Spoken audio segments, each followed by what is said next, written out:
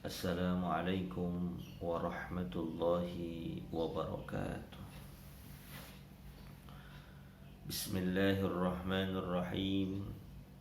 Alhamdulillahi rabbil alamin. Allahumma salli wa sallim ala sayyidina Muhammadin wa ala alihi wa sahbihi ajma'in, amma ba'du. Ma'asyiral muslimin rahimakumullah. Setiap makhluk yang ada di dunia ini pasti mengalami apa yang dinamakan kehidupan dan kematian. Juga mengalami apa yang dinamakan awalan dan akhiran. Manusia ketika terlahir di dunia ini itu adalah awal hidup, dan suatu saat nanti akan mengalami yang namanya akhir kehidupan, yaitu kematian.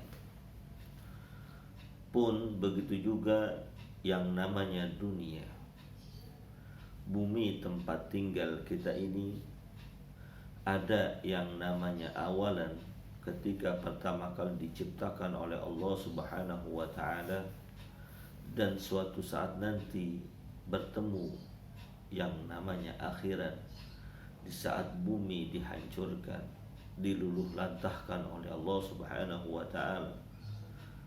Maka peristiwa penghancuran dunia, hancurnya alam semesta, hancurnya seluruh makhluk yang ada di dunia, itu dinamakan dengan Yaumul Qiyamah.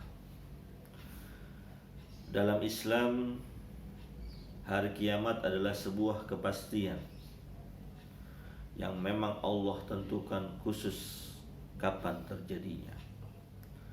Tidak ada manusia satupun yang ada di dunia ini yang mengetahui kapan persisnya terjadi hari kiamat, termasuk baginda Nabi besar Muhammad SAW. Beliau pun ketika ditanya oleh para sahabatnya, "Ya Rasulullah, kapan terjadinya hari kiamat?" Beliau hanya bisa balik bertanya, "Jangan kau tanyakan kapan terjadinya hari kiamat, tapi justru persiapkanlah diri kalian dengan amal-amal perbuatan terbaik untuk menyambut, mempersiapkan kehidupan setelah hari kiamat." Ma'asyiral muslimin rahimakumullah. Ketika kiamat itu adalah sesuatu yang pasti, kita bisa melihat bukti-buktinya, kita bisa melihat tanda-tandanya, dan kita juga bisa melihat dalil-dalilnya. Dalam Al-Quran banyak dijelaskan oleh Allah Subhanahu wa ta'ala mengenai hari kiamat itu sendiri. Dalam surat Al-Qari'ah misalnya, Allah Subhanahu wa ta'ala menyebutkan, "A'udzubillahi minasyaitonirrajim. Bismillahirrahmanirrahim. Al-Qari'ah. Mal Qari'ah. Wa ma adraka mal Qari'ah." Hari kiamat. Apakah hari kiamat itu? Maka di sini jelas Allah Subhanahu wa taala ingin memberikan gambaran kepada manusia, suatu saat nanti akan ada satu hari yang namanya hari kiamat, itu hari dihancurkannya alam semesta ini. Namun sebelum itu, konsep kiamat dalam Islam bisa terbagi dua. Ada yang namanya kiamat sugro, ada juga yang namanya kiamat kubro. Kiamat sugro adalah kiamat yang kecil. Proses terjadinya mirip-mirip dengan kejadian hari kiamat yang sesungguhnya. Namun kiamat sugro ini tidak menghancurkan dunia atau bumi secara keseluruhan, tapi hanya bagian-bagian kecil saja. Hanya tempat-tempat tertentu saja yang mengalami kejadian ini. Contoh dari kiamat sugro adalah terjadinya gempa bumi, terjadinya tanah longsor, terjadinya banjir bandang, yang dengan kejadian tersebut menghancurkan wilayah sekitar. Pun termasuk kiamat kecil atau kiamat sugro adalah kematian seseorang. Ketika manusia dicabut nyawanya oleh Allah Subhanahu wa taala, maka terjadi kiamat pada dirinya. Tapi kiamat ini adalah kiamat yang kecil, di mana yang hancur hanya dirinya, yang binasa hanya dirinya, atau yang hancur atau binasa hanya daerah-daerah tertentu yang mengalami kejadian yang dimaksud tadi. Namun selain kiamat kecil atau kiamat sugro, ada lagi kiamat kubro, kiamat yang besar. Inilah yang kita maksudkan saat ini, di mana satu hari nanti Allah luluh lantahkan bukan saja makhluk yang bernama manusia, tapi seluruh makhluk yang ada di bumi ini, termasuk gunungnya, pepohonannya, lautannya, bahkan dalam isi bumi pun digambarkan akan dikeluarkan oleh Allah Subhanahu wa taala. Bisa kita bayangkan ketika lautan terjadi air bah besar-besaran, gunung-gunung berterbangan, yang ada di dalam perut bumi dikeluarkan oleh Allah Subhanahu wa taala. Tidak ada tempat tersisa saat itu. Bahkan bulan, matahari juga didekatkan oleh Allah Subhanahu wa taala sebagai bentuk proses penghancuran bumi ini. Maka saat itu semua makhluk menjadi binasa, termasuk manusia di dalamnya. Maka kita berdoa, berlindung kepada Allah Subhanahu wa taala agar dijauhkan, tidak dipertemukan dengan proses kiamat ini yang memang begitu dahsyat luar biasa. Ma'asyiral muslimin rahimakumullah. Ketika baginda Rasul sallallahu alaihi wasallam ditanya tentang hari kiamat, beliau tidak bisa, memang sesuai dengan takdir dan kurodahnya Allah Subhanahu wa taala, bahwa kiamat ini adalah sesuatu yang dirahasiakan. Baginda Rasul pun hanya menyebutkan ciri-cirinya. Ketika ada malaikat Jibril datang bertemu dengan Nabi Muhammad SAW, menjelma sebagai seorang sosok laki-laki. Maka malaikat Jibril ini bertanya, "Ya Rasulullah, habirni anisa'ah." Ya Rasulullah, kabarkan, informasikan kepada aku tentang kapan terjadinya hari kiamat. Maka baginda Rasul menjawab, "Mal mas'ulu anha bi'a'lama minas sa'ili." Sesungguhnya yang ditanya itu, yaitu baginda Rasul sallallahu alaihi wasallam, tidak lebih memahami, tidak lebih mengetahui tentang proses terjadinya hari kiamat dibandingkan yang bertanya, yaitu malaikat Jibril. Maka malaikat Jibril ini lalu melanjutkan pertanyaannya, "Fa'ahbirni an amaratiha." Kalau begitu ya Rasul, kabarkan, informasikan kepadaku tentang tanda-tanda yang mengiringi terjadinya hari kiamat itu sendiri. Waktu persisnya tidak ada yang tahu, tapi tanda-tandanya bisa diperhatikan. Lalu baginda Rasul menjawab, "Antalidal amatu rabbataha wa antal hufatal uratal alata yatatawwaluna fil bunyan." Di antara tanda-tanda terjadinya hari kiamat adalah antalidal amatu rabbataha, seorang budak melahirkan tuannya. Maksudnya apa? Nanti di akhir zaman menjelang terjadinya hari kiamat, banyak anak-anak yang dilahirkan dari rahim ibunya setelah dewasa, setelah sukses, setelah menjadi orang kaya, menjadikan ibunya sebagai pembantunya, menjadikan orang tuanya sebagai budaknya, yang bisa disuruh-suruh, yang bisa diperintah-perintah, bahkan yang bisa dibentak-bentak dan dimarahi. Lalu tanda yang lain dalam hadis ini, Nabi sallallahu alaihi wasallam mengatakan, wa antaral hufatal auratal alata yatatawaluna fil bunyan. Akan kita saksikan orang-orang yang bertelanjang kaki, bertelanjang dada, tapi mereka bertelanjang kepala, tapi mereka berlomba-lomba dalam meninggikan bangunan. Maksudnya orang-orang miskin, orang-orang yang tidak mampu suatu saat nanti akan saling berbangga-bangga dengan kemewahan, berbangga-bangga dengan bangunan rumahnya, tidak lagi berbangga-bangga dengan amalan kebaikan.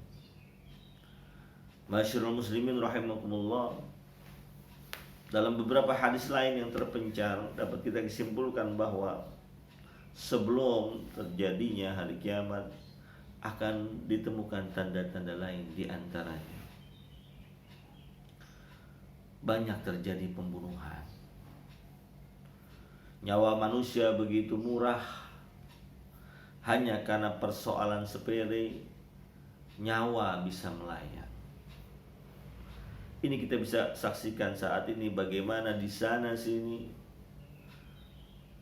terjadi pembunuhan di mana-mana karena hartanya, karena kehormatannya, karena tersinggung, karena tidak suka dengan entengnya melenyapkan nyawa manusia. Ini bagian dari tanda-tanda hari kiamat. Yang kedua, yang selanjutnya, tanda hari kiamat itu dikatakan dalam hadis yang lain, banyaknya tersebarnya minuman keras di mana-mana. Dan ini sudah terjadi saat ini, di mana minuman keras atau yang sejenisnya, narkotika, narkoba dapat ditemukan, dapat didapatkan dengan begitu mudah, baik yang secara legal atau resmi ataupun yang ilegal, dijual secara diam-diam, mulai dari ganjanya, putaunya, sabunya, minuman-minuman memabukkannya, topi miringnya, anggur merahnya, dan lain sebagainya, begitu mudah didapatkan. Bahkan saat ini orang bermabuk-mabukan tidak tahu malu lagi. Di pinggir jalan mereka mabuk-mabuk. Bahkan difasilitasi di tempat-tempat tertentu, tempat khusus seperti bar, kafe, diskotik, dan lain sebagainya. Itulah tempat-tempat yang di dalamnya banyak terjadi mabuk-mabukan dan terjadi begitu bebas, gampang dilihat mata. Ternyata ini adalah bagian dari tanda-tanda kehidupan akan berakhir di dunia ini, terjadinya hari kiamat. Yang selanjutnya dalam hadis yang lain juga dinyatakan tanda-tanda kiamat yang lain adalah banyaknya terjadi perzinahan. Bahkan saking banyaknya perzinahan terjadi di depan umum, di halayak ramai. Kalau dulu orang berbuat zina malu untuk diekspos, malu untuk dilihat, karena menyadari itu adalah sebuah perbuatan dosa. Zaman sekarang, mohon maaf, di pinggir jalan dengan bebasnya, dengan mudahnya orang melakukan awal-awal dari perzinahan. Bahkan saat ini ada orang yang dengan sukarelanya, dengan senang hatinya, kesadaran dirinya, mereka berzina, lalu direkam di handphonenya, divideokan, lalu tersebar di mana-mana. Ini adalah bagian dari perbuatan zina, mesum yang dilakukan secara umum, disaksikan oleh orang lain. Ini pun merupakan bagian dari tanda-tanda hari kiamat. Yang lain, tanda-tanda kiamat yang lain adalah suatu saat nanti akan terjadi banyak peperangan antara kaum muslimin dengan orang-orang yang membenci Islam. Apapun latar belakangnya, apapun sebabnya, karena memang sudah menjadi sunnatullah, takdir Allah Subhanahu wa taala, orang-orang di luar Islam tidak akan menyukai dan mencintai Islam sampai kita mengikuti millahnya, agamanya, ajarannya, kebiasaannya. Dalam surat Al-Baqarah Allah Subhanahu wa taala jelaskan ayat 120, A'udzubillahi minasyaitonir rajim. Bismillahirrahmanirrahim. Walan tarda ankal yahudu walan nasara hatta tattabi'a millatahum. Orang Yahudi, orang Nasrani enggak akan senang sama kita, enggak akan suka sama kita, enggak akan redha sama kita, kecuali sampai kita orang Islam mengikuti millahnya, mengikuti agamanya, mengikuti ajarannya, mengikuti kebiasaannya. Kalau orang Islam sudah mengikuti itu semua, maka mereka baru tidak akan memeranginya. Tapi ketika umat Islam berpegang teguh dengan ajarannya, tidak terpengaruh dengan millah-millah mereka, ajaran kebiasaan mereka, maka pasti Yahudi, Nasrani akan senantiasa memerangi kita, memerangi umat Islam. Dan saat itu ketika mereka memerangi umat Islam, saat itulah umat Islam melawan kelaliman mereka, kekejaman mereka, maka terjadilah perang di mana-mana. Masyaallah muslimin rahimahumullah, selanjutnya tanda-tanda hari kiamat adalah suatu saat nanti akan turun yang namanya Ad-Dajjal, makhluk Allah yang bermata satu, yang digambarkan dalam sebuah hadis di jidatnya tertera huruf kaf, fa dan ra sebagai tanda bahwa dia adalah makhluk Allah yang kafir, di mana dia akan memfitnah, memberikan gangguan keimanan kepada umat Islam, sehingga digambarkan saat itu orang yang pagi-paginya beriman, sorenya bisa kafir. Sorenya beriman, paginya bisa kafir, karena kemampuan manipulasi Dajjal untuk mengganggu keimanan orang yang beriman kepada Allah Subhanahu wa taala. Dan saat itu umat Islam akan tertindas, terintimidasi. Orang-orang yang tidak mau mengikuti ajaran Dajjal akan hijrah, akan pindah ke tempat-tempat yang terpencil, sembunyi, demi untuk menyelamatkan keimanannya. Sehingga yang tampak saat itu di dunia adalah kekafiran, kemusyrikan, kejahilan para pengikut-pengikut Dajjal yang jauh dari Allah Subhanahu wa taala, yang menentang Allah Subhanahu wa taala dan menuhankan Dajjal laknatullah alaih. Dan selanjutnya, ciri berikutnya adalah Allah turunkan Isa bin Maryam, yang menurut akidah kita sampai saat ini belum dimeninggalkan oleh Allah Subhanahu wa taala, bersemayam di langit. Allah akan turunkan Isa bin Maryam dengan misi khusus, yaitu membunuh Dajjal yang sudah memporak-porandakan keimanan umat Islam. Maka Dajjal ini tidak bisa dibunuh, tidak bisa dimatikan, tidak bisa dihancurkan oleh siapapun, kekuatan manapun, kecuali oleh beliau Isa bin Maryam yang turun ke dunia ini tidak lagi sebagai nabi, tapi sebagai pengikut dari nabi kita, Nabi besar Muhammad sallallahu alaihi wasallam. Maka setelah terbunuhnya Dajjal, tidak lama berikutnya datang tanda kiamat yang selanjutnya adalah matahari terbit dari barat, terbenam dari timur. Kalau saat ini keadaan normal, matahari terbit dari timur, terbenam dari barat, begitulah sirkulasi kehidupan. Tapi nanti suatu saat menjelang datangnya hari kiamat, dibalik oleh Allah Subhanahu wa taala, matahari terbit dari barat, terbenam di timur. Dan saat itu, ketika itu sudah terjadi, matahari terbit dari barat, pintu pertobatan ditutup oleh Allah Subhanahu wa taala. Tidak ada lagi yang namanya tobat. Kalau saat ini kita masih bisa bertobat kepada Allah Subhanahu wa taala, masih bisa minta ampun kepada Allah Subhanahu wa taala, tapi nanti ketika matahari terbit dari barat, terbenam di timur, ditutupnya pintu pertobatan, tidak ada lagi yang bisa minta ampun kepada Allah Subhanahu.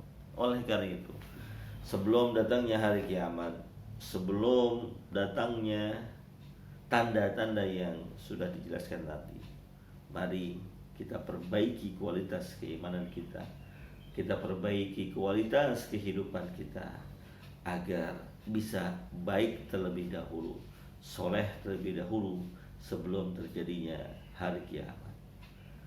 Mudah-mudahan dengan sekelumit gambaran tentang hari kiamat ini, keimanan kita semakin bertambah, meningkat kepada Allah Subhanahu wa taala, dan amal ibadah kita pun menjadi semakin baik.